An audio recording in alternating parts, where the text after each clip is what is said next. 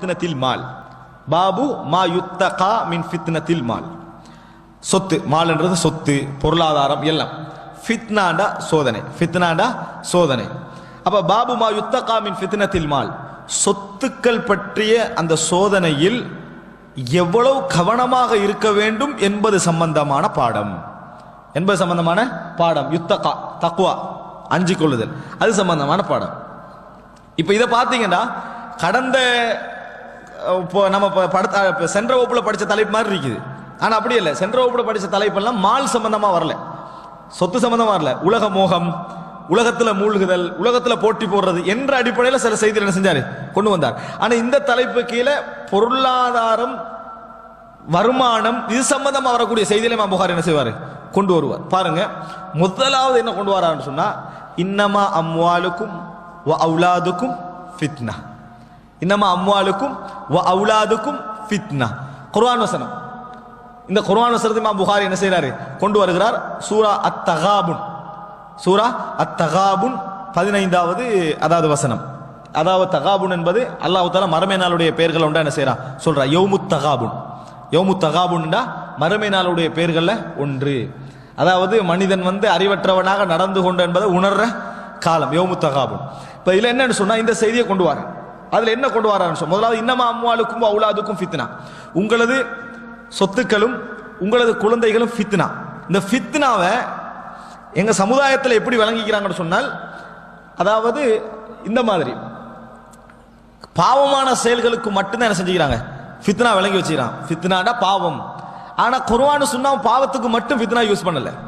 இப்போ அல்லாஹ் என்ன சொல்றாங்க, அம்வாலுக்கும் அவுலாதுக்கும் ஃபித்னா. அல்லாஹ் இங்க ஹராமான சொத்தை பத்தி சொல்லல. இங்க ஹராமான சொத்தை பத்தி அல்லாஹ் தஆலா முதலாவது சொல்லவே இல்லை. ஏன்டா, ஹலாலான சொத்தை வச்சு தான் அல்லாஹ் தஆலா இங்க சொல்ற. ஹராமான சொத்துன்னு சொன்னா அது சப்ஜெக்ட் வேற. இங்க என்னடா, அம்வாலுக்கும் உங்களது சொத்துக்கள், வ அவுலாதுக்கும் உங்களது பிள்ளைகள், ஃபித்னா சோதனை. எப்படி என்று சொன்னா பாருங்க, இது நல்லா விளங்குறதுக்கு முஸ்லிம்ல வரக்கூடிய ஒரு ஹதீஸ். ரசூல் ஸல்லல்லாஹு அலைஹி வஸல்லம் அவர்கள் மிம்பர்ல இருந்து ஒரு உரை நிகழ்த்துகின்றாங்க. மிம்பர்ல இருந்து உரை என்ன ஜும்மா நினைச்சிடக்கூடாது. ரசூலுல்லாஹ் மற்ற நேரங்களுக்கு என்ன செய்வாங்க, சாதாரண உரைகளுக்கு சில பொழுது மிம்பர்லயே என்ன செய்வாங்க, உரை நிகழ்த்துவாங்க. உரை நிகழ்த்தி கொண்டிருக்கிறவங்கள ஹசன் ஹுசைன் ரலியல்லாஹு அன்ஹு விளையாடிக்கிட்டு வராங்க. அப்படி வாசல்ல விளையாடிக்கிட்டு வராங்க. இந்த விளையாடிக்கிட்டு வராங்கன்னு அர்த்தம் என்ன, பள்ளிக்குள்ள சின்ன பிள்ளைகளோடு நல்லா விளையாடலாம்னு அர்த்தம் அல்லது, சரியா? அதோட அர்த்தம் என்னன்னு சொன்னால், பள்ளிக்கு ஒரு சந்தர்ப்பத்தில் அழைத்து வந்தால் இது போன்ற விஷயங்கள் தவிர்க்க முடியாதது, இது போன்ற விஷயங்கள் தவிர்க்க முடியாதது.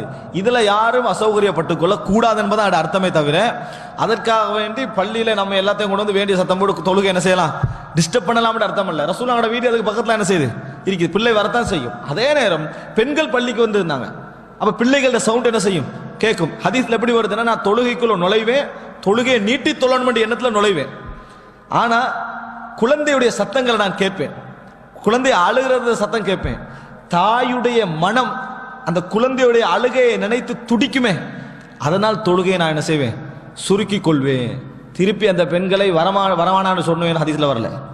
எப்படி வந்தது, தொழுகையை சுருக்கி கொள்வேன்னு வருதே ஒழிய, நீங்க தொழுகையை சுருக்கிறதுக்கு நீங்க தான் காரணமாகிறீங்க, அதனால வந்துடாங்க என்னது சொல்லல ரசூலுல்லாஹ். அப்ப ஃபிக்ஹ் சரியா விளங்கிக்கணும். ஜன்னிபு சுபியானக்கும் அனில் மசாஜித், உங்கள் பிள்ளைகளை பள்ளிகளை விட்டு தூரமாக்குங்கள் ரசூலுல்லாஹ் சொன்னாங்கன்னு ஒரு லைவான ஹதீஸ் வச்சு என்ன செய்றாங்க, செய்து கொண்டிருக்கிறத நம்ம என்ன செய்யறோம், பார்க்கிறோம். அப்படி எதுவுமே இல்லை. ஆனால் பள்ளி விஷயத்துல தொழுகிறவங்களுக்கு டிஸ்டர்பாக குர்ஆனே இருக்கக்கூடாது, குர்ஆன் ஓதுதல என்ன செய்யக்கூடாது, இருக்கக்கூடாது, தொழுகையில ஓதுதல இருக்கக்கூடாது. இந்த பகுதியை கொஞ்சம் கவனம் செலுத்திக்கிறோம். நாங்கள் அலட்சியமாக இருந்து அந்த வேலை நடக்கக்கூடாது, அலட்சியமாக இருந்து அந்த வேலை நடக்கக்கூடாது. நம்ம கவனமாக இருந்து குழந்தைகள் சத்தங்கள் இது போன்றவைகள் கேட்பது, அதுதான் ஒரு இஸ்லாமிய சமுதாயத்துடைய அழகுக்கான ஆதாரம். அந்த குடும்பமே என்ன செய்யுது, மார்க்கம் படிக்குது, பள்ளிக்கு வருது, இது ஆதாரம். இதை நம்ம என்ன செய்ய வேண்டும், புரிந்து கொள்ள வேண்டிய ஒரு முக்கியமான ஒரு அம்சம். அன்புள்ள சகோதரர்களே, இது இன்னொரு விஷயம் சொல்லிக்கிறேன். பள்ளிக்குள்ள சில பிள்ளைகள் நேரத்தோடு முன்சஃப்ல இருந்துருவாங்க தொழுறதுக்கு. அதுபோல கடைசியில் இக்காம சொல்லக்குள்ள வாரது யாராவது பின்னால யார் சின்ன பிள்ளைல முன்னுக்கு விட்டது போ பின்னுக்கு அவனை திருப்பி அனுப்பிடுறது, அவன் கடைசி வரல நிற்பான். அப்ப நம்ம இந்த பள்ளிக்கு வரக்கூடாது, நம்ம இந்த பள்ளிக்கு வரக்கூடாது. ஏன், முன்சப்ல இருந்தா பின்னுக்கு அனுப்பிடுறாங்க, அவன் இயல்புல அது உண்டாகும். அதுக்கு பிறகு 15 வயசுல கூப்பிடுறது, பள்ளிக்கு போ பள்ளிக்கு போன்னு, நீ தான் சின்னத்துல அனுப்பிட்ட பரவானாண்டு, திருப்பி பள்ளிக்கு போன்னு சொன்னா பிழை. முன்சப்புக்கு யார் முதலாவது சேர்றாரோ அவருக்கு தான் ரைட். அவங்க எத்தனை வயசு உள்ளவங்களா இருந்தாலும் சரி, அவர்கள் எத்தனை வயது உள்ளவர்களா இருந்தாலும், பெரியவர்கள் முன்னால் இருக்க பழகணும். இதுதான் அந்த செய்தி. அன்புள்ள சகோதரர்களே, ரசூல் ஸல்லல்லாஹு அலைஹி வஸல்லம் பார்க்கறான், குழந்தை வருது. உடனே மிம்பர் விட்டு இறங்கினான். 2 பிள்ளைகளையும் கையில எடுத்தான்.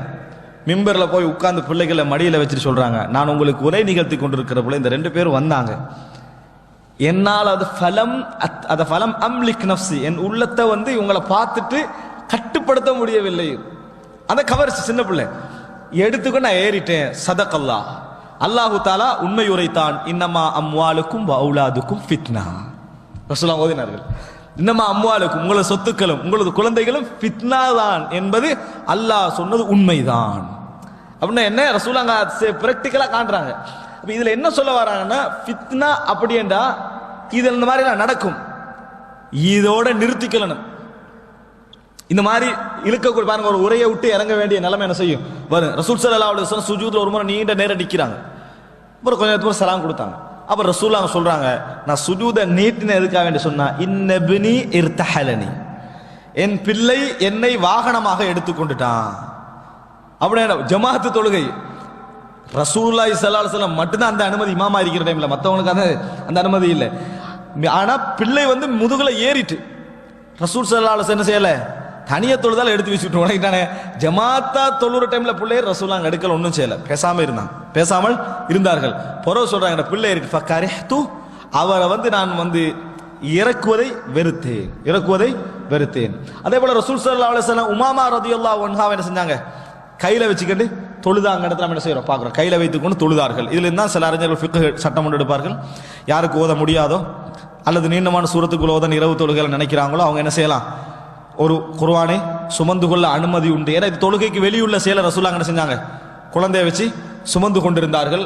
மற்றபடிய குழந்தையே சுமக்கலாம்னா குர்ஆனை என்ன செய்யலாம், சுமக்கலாம் என்று சொல்வார்கள். ஹனஃபி மதுஹபினரை தவிர அவங்கள்ட்ட தொழுகை பாத்தில், அப்படி வச்சுட்டு இருந்தா தொழுகை பாத்தில். அவர்களை தவிர மற்ற எல்லா இஸ்லாமிய அறிஞர்கள் என்ன செய்யறாங்க, அதுல உடன்பாடான கருத்துல இருக்கிறது நம்ம என்ன செய்யறோம் பார்க்கிறோம். அப்ப இது என்ன இங்க முக்கியம் என்று சொன்னால், ஃபித்னா தொழுகையில நம்ம சுமந்தாலும் அது அனுமதி இல்லை. 2வது அம்சம் ஃபித்னா, அது அந்த கட்டுப்படுத்த முடியாத ஒரு மனநிலை வருது பாத்தீங்களா, இது ஃபித்னா.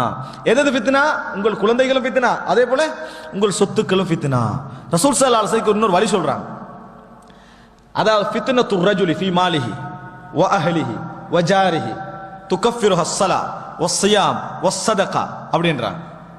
ஒரு மனிதனுக்கு சொத்துல ஏற்படக்கூடிய ஃபித்னா, அண்டை வீட்டு விஷயத்துல ஏற்படக்கூடிய ஃபித்னா, மனைவி விஷயத்துல கணவன் விஷயத்துல ஏற்படக்கூடிய ஃபித்னா, பிள்ளைகள் விஷயத்துல ஏற்படக்கூடிய ஃபித்னாக்களை தொழுகை, நோன்பு, சதகாக்கள் பரிகாரமாக அமைந்து விடும். அப்படின்னா என்ன, பாவத்தை செஞ்சு போட்டு அந்த ஃபித்னா சொல்லலை, சரியா, ஏதோ மோசமான மார்க்கத்துக்கு முரணாவளை செஞ்சுட்டு தொழுகை சதக்கா அதை பரிமாணமாக்கி விட, அது வேற சாப்டருக்குள்ளால வரும். இது அதை சொல்லல. இந்த ஹதீஸ் என்ன சொல்லுதுன்னா, பிள்ளை கவர்ச்சியால நம்ம ஒரு தவறு விட்டுருவோம். அதே போல மனைவி விஷயத்துல தவறு விட்டுருவோம், கணவன் விஷயத்துல மனைவியை தவறு விட்டுருவான். அதாவது இந்த உலக ஆசையில பொருளாதாரத்தில் கொஞ்சம் அப்படி ஹலால் வடிவம் தான், கொஞ்சம் எல்லை மீறி செஞ்சிருவோம் போயிடுவோம். இந்த மாதிரி மனிதனுக்கு ஏற்படக்கூடிய இந்த மன ஆசைகள் எல்லாவற்றையும் தொழுகை, நோன்பு, சதக்கா என்ன செஞ்சிடும், இல்லாமல் ஆக்கிவிடும் அப்படின்னு ஹுதைஃபா ரலியல்லாஹு ரசூலுல்லாஹ் சொன்னதா என்ன செய்றாங்க சொல்றாங்க. அப்ப ஃபித்னா நீங்க சொல்லப்படுறது கவர்ச்சி அதுல இருக்குது. எதுலெல்லாம் உலக கவர்ச்சி இருக்கிறதோ அதெல்லாம் ஃபித்னா. எதுலெல்லாம் உலக கவர்ச்சி இருக்கிறதோ அதெல்லாம் ஃபித்னா. இந்த ஃபித்னா நம்ம அளவு கடந்து போனோம்டா அழிச்சிரும், அதுல கவனமாக இருங்க அப்படின்னு சொல்றாங்க எல்லாவற்றுக்கும். அப்ப இன்னும் அவுலாதுக்கும், உங்களோட குழந்தைகள், அம்வாலுக்கும் சொத்துக்கள் அப்படின்னு அல்லாஹ் தஆலா சொல்றான். இப்போ இதுக்கு ஒரு ஹதீஸ் கொண்டு வராரு, அழகான ஒரு செய்தி. 6435வது இலக்கம். அபூ ஹுரைரா ரலியல்லாஹு அன்ஹு அவர் அறிவிக்கிறார்கள், قال ரசூலுல்லாஹி ஸல்லல்லாஹு அலைஹி வஸல்லம், நபி அவர்கள் சொன்னார்கள், தஇஸ அப்துத் தீனார் வத்திர்ஹம் வல் கதீஃபா வல் கமீஸா இன் உஅதிய ரதி வ இல்லம் யுஅத லம் யர்த.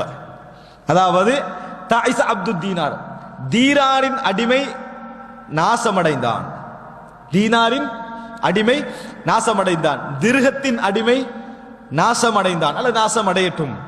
வல் கதீஃபா வல் கமீஸா, கம்பளி அதே போன்று விதுவிதுப்பான போர்வைகளின் அடிமை நாசமடையட்டும். ரசூலுல்லாஹ் சொல்றாங்க, போர்வைகள் அடிமை நாசமடையட்டும். இன் உஅதிய ரதி, அவனுடைய மனநிலை எப்படி இருக்கும்டா, கிடைச்சா திருப்தி இருக்கும், வ இல்லம் யுஅத, சந்தோஷம் இருக்கும், வ இல்லம் யுஅத, கிடைக்கலண்டா வெறுப்பு. அப்ப அத பொருந்திக் கொள்ளக்கூடிய தன்மை என்ன செய்யாது, இருக்காது. இப்படிப்பட்ட அடிமைகள் நாசமடையட்டும் என்றாங்க ரசூலுல்லாஹ். இப்படிப்பட்ட அடிமைகள் நாசமடையட்டும். பொருளாதாரத்துக்கு அடிமை என்று ரசூலுல்லாஹ் சொல்லல எப்படி சொல்றாங்கன்னா, அப்துத் தீனார், சுபான் ரசூலுல்லாஹ்வோட வார்த்தை அப்துத் தீனார். இதை நம்ம இலக்கியத்துக்கு பேச்சுக்கு நடைக்கு சொல்லுவோம்.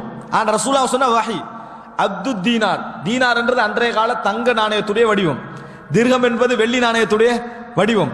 அப்ப தாயிசா அப்துத் தீனார், தாயிசா அப்துத் திர்ஹம். இப்ப ஹதீஸ்ல வந்து ஸஹப் அப்படினு வந்தா எதை குறிக்காது? நேரடியாக நாணயத்தை குறிக்காது. நாணயத்தையும் குறிக்கும், நகையையும் குறிக்கும். நாணயத்தையும் குறிக்கும், தங்கமான எல்லாத்தையும் குறிக்கும். ஆனா தீனார் என்று வந்தா அது வெறும் நாணயத்தை மட்டும் தான் என்ன செய்யும்? கொயின்ஸை மட்டும் தான் என்ன செய்யும்? குறிக்கும். அதே போல திர்ஹம் அப்படியே, திர்ஹம் என்று வந்தா அது வந்து என்ன செய்யும்? வெள்ளியான நாணயத்தை மட்டும் குறிக்கும். ஆனா வரிக், ஃபில்லா இந்த வார்த்தைகள் வந்து சொன்னா அதை என்ன குறிக்கும்? எல்லா வெள்ளியையும் குறிக்கும். ஹதீஸ்ல இங்க தீனார் வருது, பொருளாதாரத்தை மட்டும், அதாவது பணத்தை குறிச்சு வருது. இங்க என்ன வரைக்கணும்னா பணத்தை குறித்து வருகிறது. தாயிசா அப்துத் தீனார், தாயிசா அப்துத் திர்ஹம். அதே போன்று திர்ஹத்துடைய அடிமை நாசமடையட்டும். வல் கதீஃபா, கதீஃபா ஹமீசான்னு சொன்னா ஒரு போர்வை, அதுல வெது வெதுப்பான அந்த நூல்கள் எல்லாம் போட்டு போத்தினா வந்து திருப்பி திருப்பி வரப்படாது நினைக்கிற மாதிரியான போர்வைக்குதே, இதனுடைய அடிமைகள் நாசமடையட்டும் ரசூலுல்லாஹ். சுப்ஹானல்லாஹ். அப்படின்னா கவர்ச்சி போர்வைகளுடைய இதுல வந்து தூக்கம், நம்ம தொழுகையை மிஸ் பண்ணக்கூடிய அளவான தூக்கத்தையும் குறிக்கும். நம்ம கவர்ச்சியாக இந்த ட்ரெஸ்ஸுகள்ல கவர்ச்சி அடைகிறோமே, வீட்டை அலங்கரிக்கிற அதை அலங்கரிக்கிற இந்த ட்ரெஸ் கவர்ச்சி இருக்குது, இதை எல்லை மீறுறது, இதுல எல்லை மீறுவதையும் இது என்ன செய்யும்? குறிக்கும். அப்ப தாயிசா அப்துத் தீனார் வல் திர்ஹம் வல் கதீஃபா வல் ஹமீஸா இன் உத்திய ரதி, இன் உத்திய ரதி. அவன் அப்ப அவனுடைய மனநிலை எப்படி தெரியுமா? யாருக்கு அந்த பொருளாதாரத்தை அதிகமாக தேடி இந்த மாதிரி போகணுமோ, யார் அதை கிடைச்சி பழகிட்டாங்களோ அவங்கள்ட்ட இயல்புலேயே நன்றி கெட்ட குணம் வளரும். இயல்புலேயே நன்றி கெட்ட குணம் வளரும். ஏன்? அதிகமாக நம்ம கொடுத்து கொடுத்து கொடுத்து போகிற நேரத்தில் என்ன நடக்கும் தெரியுமா? அவங்கள்ட்ட வந்து அந்த திருப்தி தன்மை குறைஞ்சிட்டே வரும். திருப்தி தன்மை குறைஞ்சிட்டே வரும். திருப்தி தன்மை, அதாவது திருப்தியான அந்த தன்மை குறைஞ்சிட்டே வந்தா நன்றி செலுத்துற தன்மை என்ன செய்யும்? குறையும். நன்றி செலுத்துற தன்மை குறைத்த காரணம் போதாத என்ற மனப்பான்மை, போதாத என்ற மனப்பான்மை. இதனால பாப்பீங்க, கட்டுமையான ஏழைகள், சாப்பிடுறதுக்கு வழி இல்லாதவங்க ஒரு அரிசியில படுற சந்தோஷம் பெரும் மாளிகையில சிலவங்களுக்கு வராது. பெரும் மாளிகையில் வர என்ன காரணம்டா, அவங்க ஒரேடியா இந்த இடத்துக்கு வரல, அவங்களுக்கு அதே சந்தோஷம் இருக்குது. அதை கொஞ்சம் கொஞ்சமா என்ன செஞ்சுட்டு அபிவிருத்தி ஆயிட்டு. இதனால எவ்வளவு கிடைச்சாலும் போதாத மனப்பான்மை இருந்தா அவன்கிட்ட நன்றி கெட்ட குணம் இயற்கையா வரும். ஏன்னா போதாத மனப்பையில வைக்கிறான். அதனால அல்லாஹ் தஆலா சொல்றான், அதாவது வலா துபத்திர் தப்தீரா இன்னல் முபத்திரீன கானு இஹ்வான ஷயாத்தீன். நீங்கள் வீண்விரயம் செய்ய வேண்டாம், வீண்விரயம் செய்கின்றவர்கள் சைத்தானுடைய சகோதரர்கள். சைத்தான் எப்படிப்பட்டவன் தெரியுமா? இறைவனுக்கு நிராகரித்தவனாக அவன் இருந்தான், அதான் நன்றி கெட்டவனாக இருந்தான். வீண்விரயம் செஞ்சா என்ன? ஊதாரித்தனமா செலவழிக்கிறது, கணக்கில்லாம செலவழிக்கிறது, சும்மா வீணான விஷயங்களுக்கு செலவழிக்கிறது. இவன்ட்ட அதோட பெருமதி இல்லை, அதுக்குரிய பெருமதி தெரியாது. பெருமதி தெரியாண்டா சைத்தான் எப்படி இறைவனுக்கு நன்றி கெட்டவனா இருந்தானோ அது மாதிரி இவன் என்ன செய்வான்? நன்றி கெட்டவனாக இருப்பான். எனவே அன்புள்ள சகோதரர்களே, இதுல மிக முக்கியமான விஷயம், நாங்கள் இந்த திருப்தியின்மை என்கின்ற மனப்பான்மை எதனால உருவாகும்? எமக்கு மேல பொருளாதாரத்துடைய ஆசையை போக விட்டால் ஆசை இருக்கும், அந்த ஃபித்னா என்ற பகுதியை நாம் அதிகரிக்க விட்டோம்னா என்ன செய்யும்? திருப்தியின்மை என்ற ஒரு மனப்பான்மை என்ன செய்யும்? உருவாகும். இத பின்னால் சில செய்திகள் வருது, இதுல இந்த செய்தி அதல்ல, இன்னும் சில செய்திகள்ல இமாம் புகாரி நல்லா தெளிவா சொல்றதை நீங்க பார்க்கலாம். அப்ப இது ஒரு செய்தி, இது அபூ ஹுரைரா ரலியல்லாஹு அன்ஹு அவர்கள் சொல்லக்கூடிய ஒரு செய்தி. பாருங்க, மறுபடியும் ஞாபகப்படுத்துறேன். தாயிசா அப்துத் தீனார், தாயிசா அப்துத் திர்ஹம் வல் கதீஃபா வல் ஹமீஸா இன் உத்திய ரதி வ இல்லம் யுத லம் யர்தா. தீனாருடைய திர்ஹத்துடைய போர்வைகளுடைய அடிமை நாசமடைந்தான். வ இல்லம் யுத, அதாவது கொடுத்தால், இன் உத்திய ரதி கொடுக்கப்பட்டால் திருப்தி, கொடுக்கப்படாட்டி அவனுக்கு திருப்தி இல்லை. எந்த நிலையிலும் திருப்தி உள்ளவன் தான் அடிமை இல்லாதவன். எந்த நிலையிலையும் திருப்தியான வாழ்க்கை வாழுகின்றவன் அடிமை இல்லாதவன்.